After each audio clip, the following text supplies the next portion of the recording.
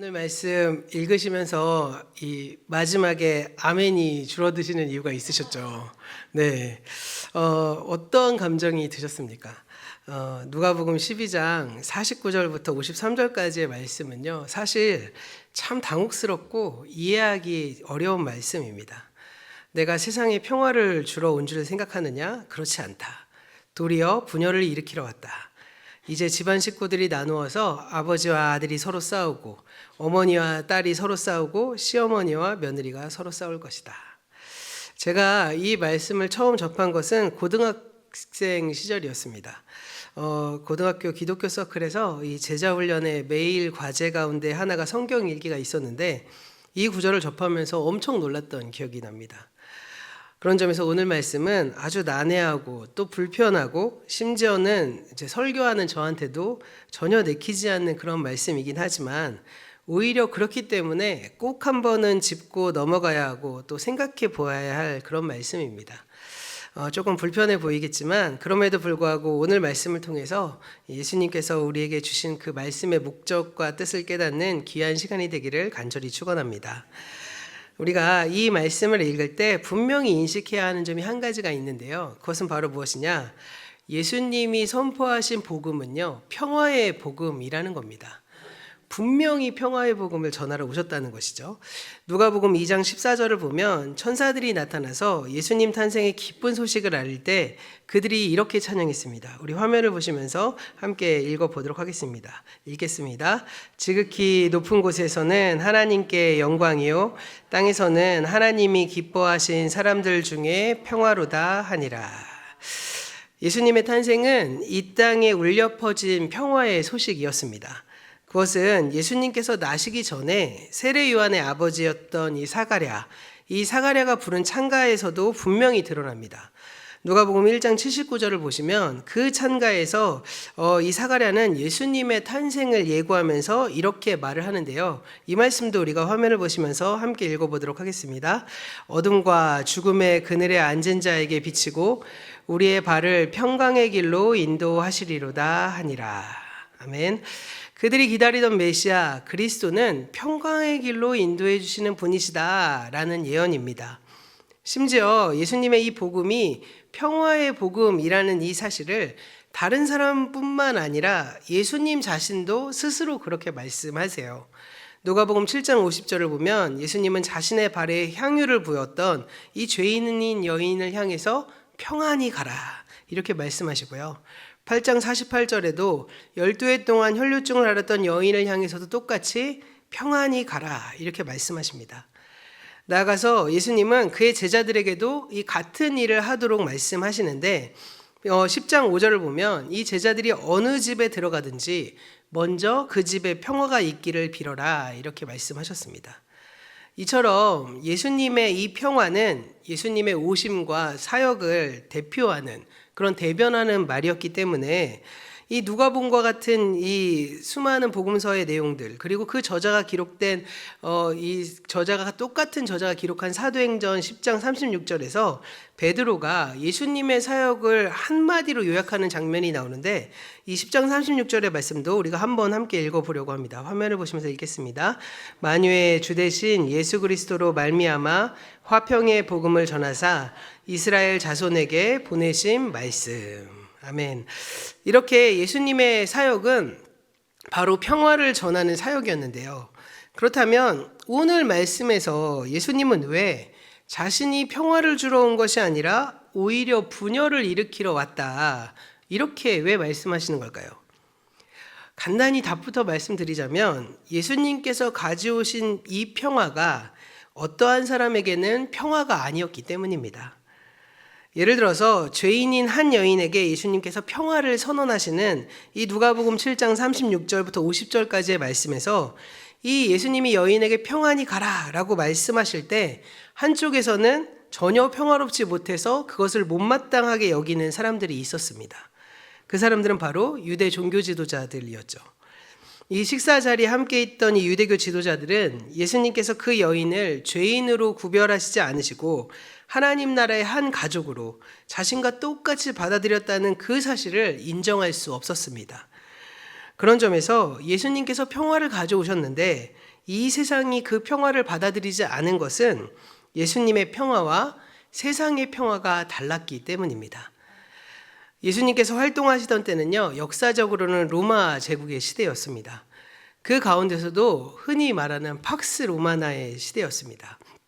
한때 이탈리아의 아주 작은 소국에 속했던 이 로마가 점차 세력을 확장하면서 과거 헬라 제국의 영토를 잠식하기 시작했고요. 이 줄리어스 시저의 후계자였던 옥타비아누스 때에 이르러서는 헬라 제국을 대표하는 대제국이 되었습니다. 이 옥타비아누스는 과거의 친구였고 또 줄리어스 시저의 또 다른 후계자였던 그 안토니우스. 그런데 그 안토니우스는 나중에 이제 클레오파트라와 이제 동맹을 맺고 헬라 제국의 어떠한 그 마지막으로 그들이 전쟁을 벌이기 시작합니다. 로마의 패권을 놓고 이 안토니우스와 클레오파트라의 합작군과 이 옥타비아누스의 군이 부닥치는 마지막 그 강력한 전투, 이 전투를 악티움 해전이라고 말하는데요. 그 전투가 기원전 31년에 벌어집니다. 제가 화면에 그냥 이렇게 화살 표시해서 역사적으로 조금 정리를 좀 했는데 그 다 전체 3번 딱딱딱 눌러주세요. 네, 이 글씨가 좀 보이십니까? 이 기원전 31년에 악티움 해전에서 옥타비아누스가 승리를 합니다. 그리고 그가 기원전 27년에 로마 제국의 초대 황제로 등극하기 시작합니다. 그러니까 옥타비아누스 전까지는 사실상 황제 중심의 국가가 아니라 공화정이, 명목상으로는 공화정이 유지되던 시기였다가 이제 완전히 이제 제국으로 건설되는 시점이 바로 27년, 기원전 27년이 되었습니다. 그 시간부터 시작해서 약 한 200여 년의 시간을 가지고 우리는 팍스 로마나라고 이렇게 부르는 것입니다. 네, 이 팍스 로마나, 이것은 로마의 평화라는 뜻인데요. 이 로마의 평화, 팍스 로마나는 우리가 생각하는 성경에서 말하는 팍스와 평화와는 전혀 다른 평화였던 것입니다. 로마의 강력한 군사력 아래서 모든 나라들이 제압되어서 아무도 그 로마의 권력 앞에 고개를 들지 못했던 시대. 그러니까 너무나 로마 제국이 무섭기 때문에 이렇다 할 전쟁과 반란이 일어나지 않았던 그 시기가 바로 팍스 로마나의 시기였습니다. 그러니까 이 평화를 유지했던 방법이 군사력이었던 것이죠. 그런 점에서 그 시기에, 그 정점이었던 그 시기에 바로 예수 그리스도가 태어나시게 되는 겁니다. 누가복음 2장 1절에 의하면 예수님은 그 황제였던 아우구스투스 시대 때 태어나셨습니다. 이 아우구스투스는 천하의 호종력을 내려서 나사렛에 살던 그 예수의 부모가 베들레헴으로 가게 되어서 이 아기를 낳도록 만든 그 황제였습니다. 그래서 우리가 읽는 개역 성경으로 따지면 이 아우구스투스를 가이사 아구스도 이렇게 부르는 것입니다. 결국 이 팍스 로마나, 온 세상이 군사력과 힘으로 억눌리면서 로마에게 대항하던 모든 나라들을 무참하게 짓밟고 모든 나라들이 로마의 고개도 한번 못 들게 되던 그 시기에 200년의 기간을 팍스 로마나라고 말한 것입니다. 그런데 이 팍스 로마나는 사실상 로마의 평화일 뿐 하나님의 평화는 아니었다는 것입니다. 그래서 방금 전에 살펴본 누가복음 2장 14절의 말씀에서 목자들에게 나타나서 예수의 탄생을 알리신 이 천사의 메시지는 매우 의미심장한데요. 우리가 이 말씀을 세번역 버전으로 함께 읽어보도록 하겠습니다. 더없이 높은 곳에서는 하나님께 영광이요, 땅에서는 주님께서 좋아하시는 사람들에게 평화로다. 여기 보시면 평화긴 평화인데 어떤 사람들에게 평화라고요?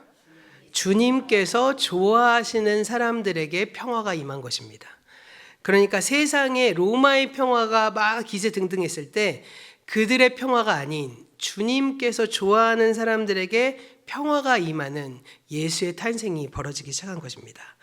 그래서 이 로마의 평화는 예수님의 그 가져오신 평화를 통해서 그 평화가 거짓이라는 것을 드러내기 시작합니다. 그래서 그것과 다른 평화, 진정한 평화를 예수님께서 가져오신다는 그 찬양의 예언이 바로 이 누가복음 2장 14절의 말씀에 있는 것입니다. 결국 이 성경에서 말하는 이 예수님이 말씀하시는 진정한 평화는 군사력이나 권력으로 이루어지는 강제적인 평화가 아니라 그 강제적인 평화로 인해서 소수의 평화를 위해 다수가 고통을 당하는 그 거짓 평화가 아니라 또 모든 사람이 하나님께서 창조하신 본래의 모습으로 하나님이 정해주신 그 제자리를 찾아 하나님의 자녀답게 살아가는 샬롬의 평화, 진정한 평화였다는 것입니다. 신약 성서 시대 때 이 로마 제국에서 발행했던 동전을 보면 동전에 황제의 얼굴과 함께 라틴어로 팍스 에트 세쿠리타스 이렇게 써 있습니다. 이 팍스는 평화죠. and 세쿠리타스, 에트가 and입니다. 영어로 하면. 이 에트 세쿠리타스는 안전이라는 뜻입니다. 이 평화와 안전 이렇게 써 있는 것입니다. 근데 지금 있는 동전에는 로마 황제의 얼굴이 없죠. 그 이유는 사실 이 동전은 아마도 이 초대 황제가 나타나기 전에, 그러니까 시저의 시대던 그 전이던 공화정이었을 시기에 만들어진 동전이 아닐까 생각됩니다. 왜냐하면 그 뒤로는 이 모든 동전에 황제의 얼굴이 이렇게 쓰여졌고 그 밑에 팍스 에트 세쿠리타스라고 써 있거든요. 근데 제가 그거를 좀 보여드리려고 막 검색을 했는데 그 글씨가 너무 작고 희미해서 보이지가 않더라고요. 그래서 이 평화와 안전 이 이야기를 보여드리고 싶어서 이 예전의 동전이지만 아주 중요한 단어이기 때문에 이 그림을 찾아서 보여드리는 겁니다. 그리고 이 뒤에 보시면 이제 피비 엘리치아라는 단어가 쓰여 있는데 이것은 바로 공공의라는 뜻입니다. 그래서 그 단어 때문에 이건 공화정 시대의 동전이 아닐까? 뭐 이렇게 상상을 해보는 것입니다. 이 평화와 안전, 이것은 바로 로마 제국으로 인해서 온 세계가 평화롭고 안전하다는 정치 구호, 정치 선동 구호로 로마 제국에서 쓰여졌던 용어였는 것입니다. 팍스 로마나가 나타나기 전부터 로마로 인해 평화와 안전이 보장된다. 이 정치 구호를 계속 사람들에게 이야기를 하면서 로마의 평화를 가져온 것이었다는 겁니다. 그런데 이 정치 구호를 재밌게도 그대로 사도 바울이 인용해서 쓰고 있는데요. 그 말씀이 데살로니가전서 5장 3절 말씀에 기록되어 있습니다. 이 말씀도 우리가 화면을 통해서 함께 읽어보려고 하는데요. 데살로니가전서 5장 3절 말씀 함께 읽겠습니다. 그들이 평안하다 안전하다 할 때 임신한 여자에게 해산의 고통이 이른 것 같이 멸망이 갑자기 그들에게 이르리니 결코 피하지 못하리라. 여기서 말하면 평안하다, 안전하다라고 할 그때에 이 말은 로마 제국이 지금 이렇게 정치 선동을 하는 그때에 임신한 여자에게 해산의 고통이 이른 것 같이 멸망이 갑자기 다가올 거야. 이렇게 바울이 이야기하고 있는 것입니다. 그러니까 바울이 세상의 종말이 일어날 때의 현상을 말씀하는 내용인데 여기서 평안하다, 안전하다라고 쓴 단어가 바로 팍스 에트 세쿠리타스라는 뜻입니다. 바로 당시 이 로마의 어떤 동전에 새겨져 있었던 정치 구호를 바울이 사용한 것이죠. 그런 점에서 이 바울의 이 말은 로마 제국의 기득권을 담당하고 있는 사람들 그리고 이 선동가들이 로마 제국으로 인해 평화와 안전하다라고 그들이 선전할 때 아기를 뵌 여인에게 해산의 진통이 오는 것처럼 갑작스럽게 멸망이 그들에게 닥쳐올 것이다. 이렇게 경고한 것입니다. 그러니까 로마 제국은 그들의 군사력과 권력으로 인해서 이 세상이 평화롭다고 말하고 안전하다고 선전하지만 그것은 거짓이자 속임수라는 것이죠. 하나님은 그 속임수를 그대로 두고 보지 않으십니다. 즉, 이 세상에 종말이 올 것이고 종말은 그들에게 닥쳐올 멸망이며 심판이 될 것이라는 경고의 말씀을 하고 있는 것입니다. 오늘 우리가 함께 읽어본 누가복음 12장 49절에서 예수님께서는 나는 세상에 불을 지르러 왔다 이렇게 말씀하시죠. 이 불은 종말 심판을 의미하는 말씀입니다. 그리고 이 불은 누가복음 3장 9절에서 세례 요한이 경고했던 그 심판의 불이기도 합니다. 누가복음 3장 9절 말씀도 우리가 화면을 보시면서 함께 읽겠습니다. 이미 도끼가 나무 뿌리에 놓였으니 좋은 열매 맺지 아니하는 나무마다 찍혀 불에 던져지리라. 이후에 3장 17절에도 그 불의 심판의 비유가 계속되는데요. 이 말씀도 함께 읽어보겠습니다. 손에 키를 들고 자기의 타작마당을 정하게 하사 알곡은 모아 곳간에 들이고 쭉정이는 꺼지지 않는 불에 태우시리라. 더 나아가서 오늘 말씀 이후에 나오는 54절의 말씀을 보시면 소나기의 비유가 또 나오고 있습니다. 이 말씀도 함께 읽겠습니다. 또 무리에게 이르시되 너희가 구름이 서쪽에서 이는 것을 보면 곧 말하기를 소나기가 오리라 하나니 과연 그러하고. 한 절 건너뛰어서 56절의 말씀 보면 또 이렇게 말합니다. 이 말씀도 읽겠습니다. 외식하는 자여 너희가 천지의 기상은 분간할 줄 알면서 어찌 이 시대는 분간하지 못하느냐. 결국 이 말씀을 쭉 종합해서 보자면 하나님의 이 종말 심판이 소나기처럼 몰려올 것임을 뜻하는 말씀이라는 것입니다. 요즘 들어서 이 기상이변으로 국지성 폭우가 막 쏟아지면 너무 비가 많이 너무 빠르게 오기 때문에 빗물이 땅속으로 전혀 스며들지 못하고 지표면을 막 휩쓸고 지나가는 모습, 우리가 사실 제가 보령 와서 막 몇 번 겪었던 내용인데 보령만 그런지 전체적으로 그런지 모르겠지만 갑작스럽게 기후위기가 다가오면서 비가 막 국지성으로 확 쏟아졌다가 갑자기 막 해가 쨍쨍 내리는 어떤 그러한 일들을 우리가 경험해 보신 적 있으실 것입니다. 저 전에 사역했던 교회 강남에도 그렇게 비가 확 쏟아져 갖고 이 강남 땅이 서울보다 이게 땅이 낮거든요, 지대가. 그래서 집에서 퇴근도 못하는 상황을 저희가 경험했던 적도 있었습니다. 전에 친구 아버지가 젊은 시절에 중동 건설 현장에서 일하셨었는데 그분의 경험을 제가 믿지 못했었거든요. 그분이 무슨 얘기를 했냐면 중동 지방에서 갑자기 큰 비가 확 내리면 거대한 포크레인이 휩쓸려 내려가서 사막의 모래 속으로 빠져서 그걸 찾지 못했던 경험이 있었다고 합니다. 그래서 어떻게 이런 일이 일어났을까 생각했는데 제가 작년에 이런 비를 보면서 와, 그럴 수도 있겠다 뭐 이런 생각을 했던 기억이 납니다. 결국 예수님께서는 이 불과 소나기의 비유를 통해서 하나님의 평화를 거부하고 이 세대가 말하는 그 평화를 선택하는 자들에게 임하는 심판의 경고를 말씀하고 계신 것입니다. 그렇기 때문에 이 예수님의 복음은요, 평화의 복음이자 동시에 그 평화를 받아들이지 못하는 사람들에게는 심판의 복음이라는 양면성을 가질 수밖에 없게 되는 것입니다. 예수님이 말씀하신 평화의 복음은 어떤 평화를 추구하느냐에 따라서 전혀 다르게 우리에게 경험된다는 것입니다. 그것은 우리에게 평화의 소식일 수도 있겠지만 다른 한편으로는 동시에 심판의 경고일 수 있는 것이죠. 사도 바울은 이러한 복음의 양면성을 고린도후서 2장 15절과 16절에 이렇게 그리스도의 향기라는 측면으로 설명합니다. 이 말씀도 우리가 세 번역으로 함께 읽어보도록 하겠습니다. 우리는 구원을 얻는 사람들 가운데서나 멸망을 당하는 사람들 가운데서나 하나님께 바치는 그리스도의 향기입니다. 그러나 멸망을 당하는 사람들에게는 죽음에 이르는 죽음의 냄새가 되고 구원을 얻는 사람들에게는 생명에 이르게 하는 생명의 향기가 됩니다. 이런 일을 누가 감당할 수 있겠습니까? 아멘. 우리 그리스도인들은 모두가 다 하나님 앞에서 그리스도의 향기로 살아간다는 것입니다. 하지만 그 향기가 구원을 얻을 사람과 멸망을 얻는 사람들, 멸망을 당하는 사람들에게는 전혀 다른 효과가 나타난다는 것이죠. 멸망을 당하는 사람들에게는 죽음에 이르는 죽음의 냄새가 되지만 구원을 얻는 사람에게는 생명에 이르는 생명의 향기를 내뿜게 되는 것입니다. 그런 점에서 우리 그리스도인의 존재는요, 하나님의 향기를 내뿜게 되어서 그 향기를 맡는 사람들 가운데 어떤 사람들에게는 생명의 향기가 되고 또 어떤 사람에게는 죽음의 냄새가 나게 된다는 것입니다. 결국 우리의 복음이 어떠한 사람에게는 평화의 소식이 되고 어떠한 사람에게는 심판의 소식이 됨을 예수님과 바울은 공통적으로 우리에게 다른 비유를 들어서 말씀하고 있는 것이죠. 그런데 더 심각한 문제는요, 그 예수님이 오셨을 때 누구보다 그리스도의 향기가 되어서 그 향기를 내뿜어야 되고 아니면 그러지 못하더라도 그 냄새를 맡고 평화의 복음을 받아들이고 그 복음을 전달해야 될 사람들이 그러지 못했다는 것입니다. 바로 그들은 유대 종교 지도자들이었습니다.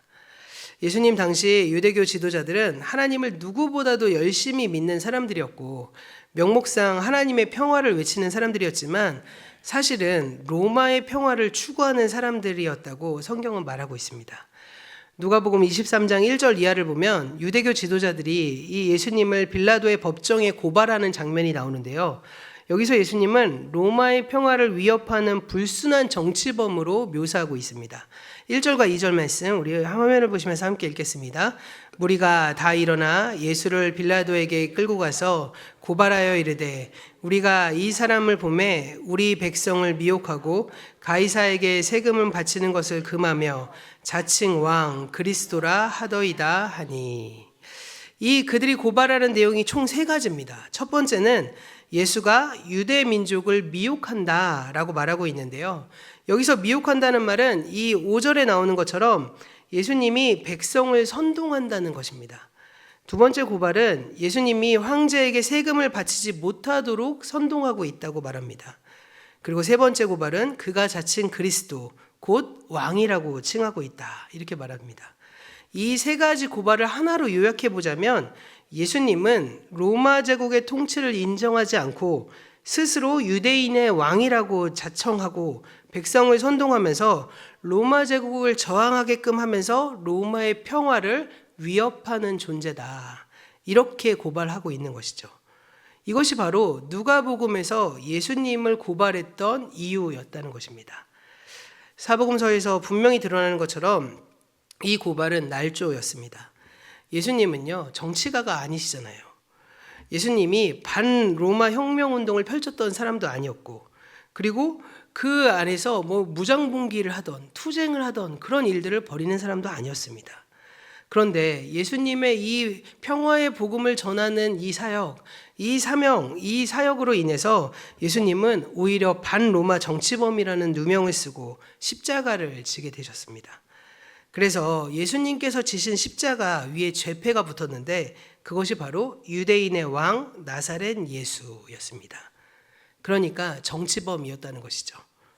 더군다나 십자가는요, 당시에 정치범에게만 언도를 하는 사형틀이었던 것으로 보아서 로마는 예수님을 정치범으로 죽인 것입니다.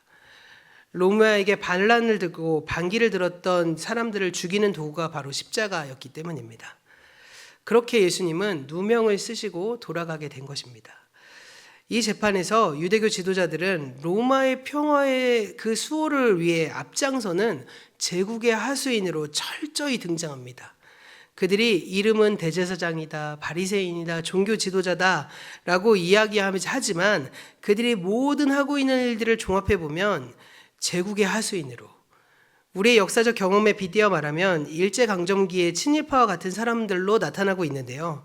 그것은 그들이 어떻게 해서든 예수님을 죽이려는 명분을 찾아내려는 모략이었지만 실제적으로도 그들이 로마의 종교적인 기득권을 보호해 주었기 때문에, 자신의 종교 기득권을 보장해 주었기 때문에 유대교 지도자들은 사실상 하나님의 평화, 샬롬이 아닌 로마의 평화를 위해 앞장섰던 것입니다.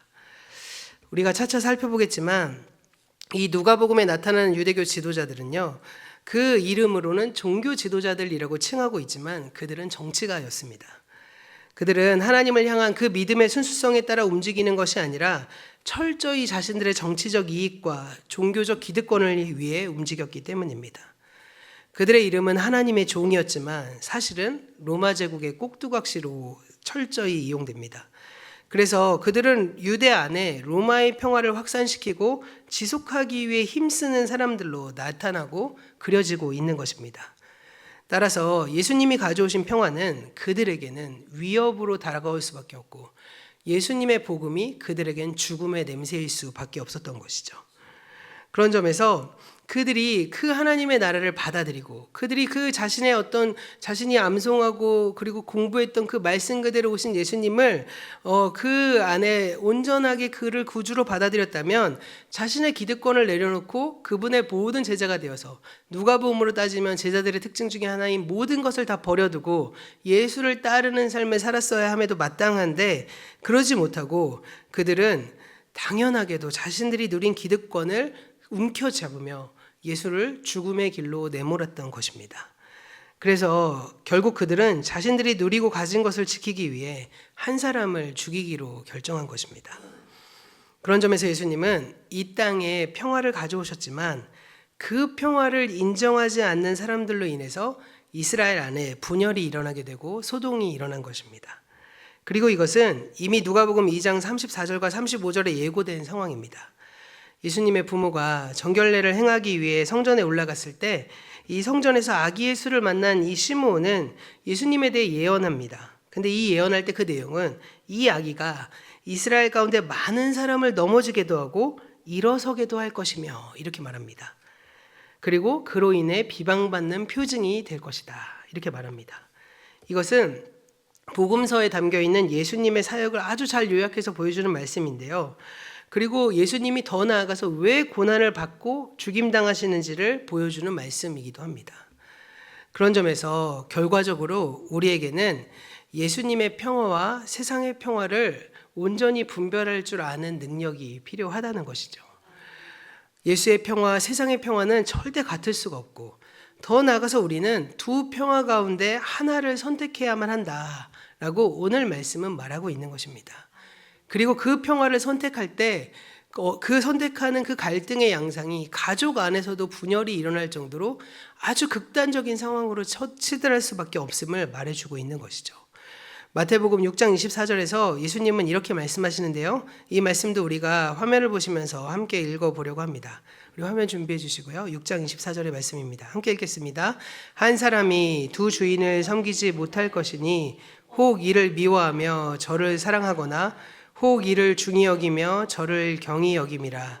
너희가 하나님과 재물을 겸하여 섬기지 못하느니라. 이 말씀에서는 하나님과 재물을 비교하고 있지만 이 말씀을 그대로 오늘 말씀으로 바꿔서 적용해 보면 세상의 평화와 하나님의 평화를 겸하여 누릴 수 없다.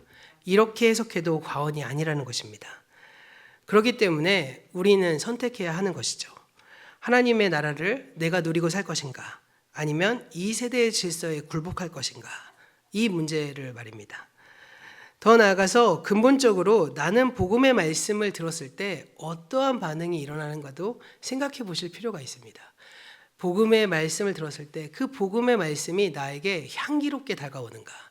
아니면 죽음의 냄새처럼 나에게 찔림으로 다가오는가? 이것을 우리가 분별할 줄 알아야 한다는 것입니다.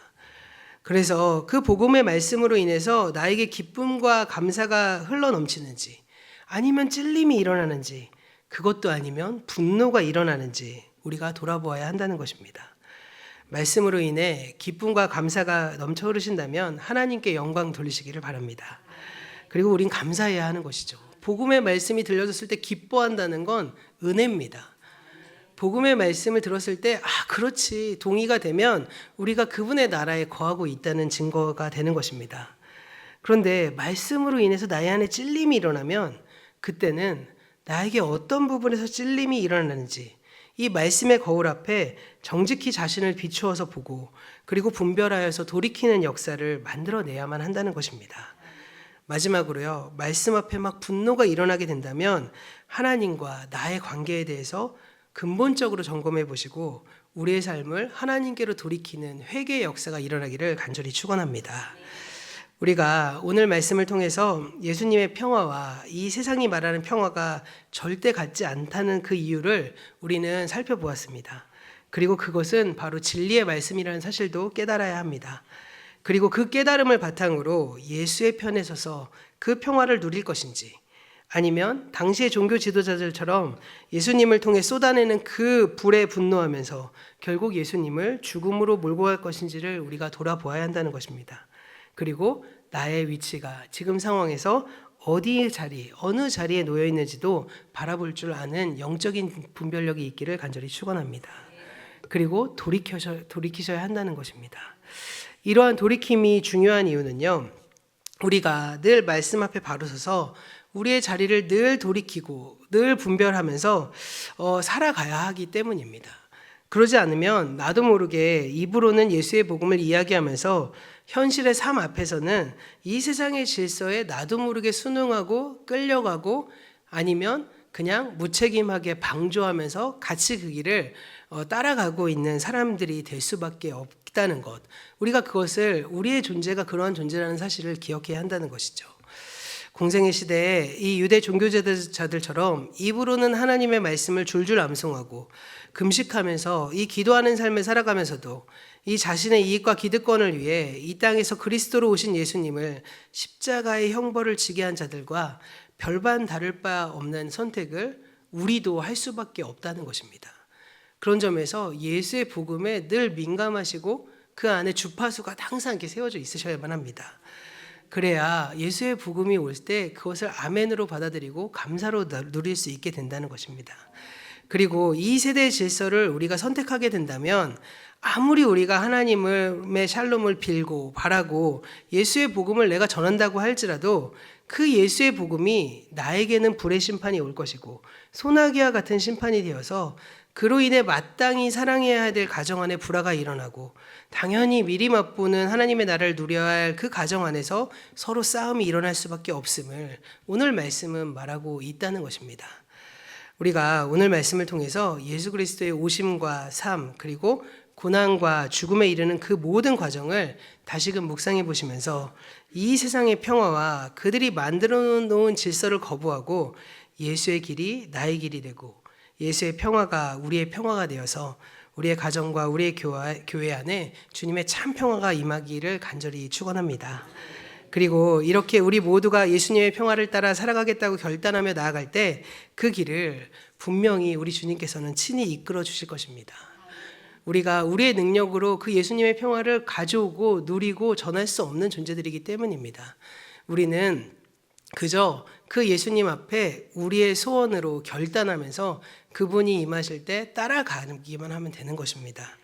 그렇게 갈 때, 그러한 자세가 될 때 우리 주님께서 우리에게 친히 가르쳐 주실 것이고 우리의 믿음을 주님께서 성숙시켜 주실 것입니다.